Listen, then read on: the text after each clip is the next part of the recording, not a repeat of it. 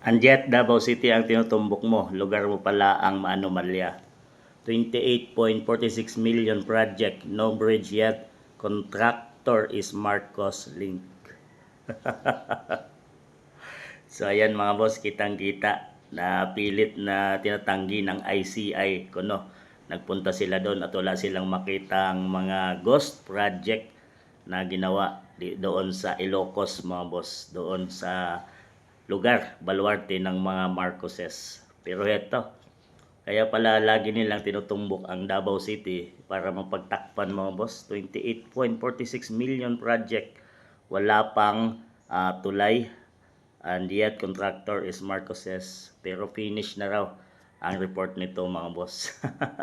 Puro poste pa lang yan, no? 28.46 million. Nandyan pala ang mga ghost project mga boss na hindi natatapos pero din-declare na tapos na. Mga poste pa lang pala yan.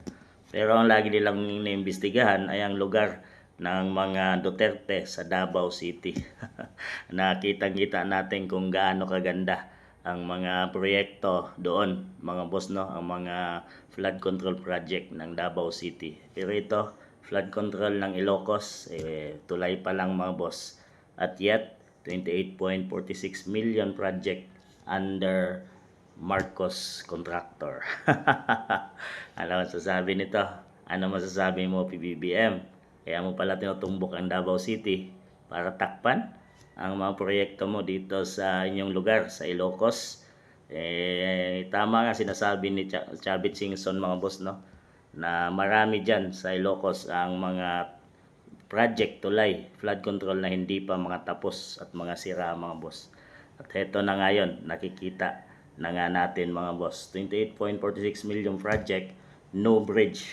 Ayan mga boss, talagang mga poste pa lang. Ano masasabi niyo mga boss? Patuloy nilang tinutumbok ang mga Duterte at sinisisi para dito sa mga flood control project, pero doon lang pala sa lugar nila ay talagang nandun ang may problema at hindi sa Davao City. Tingnan nyo mga boss.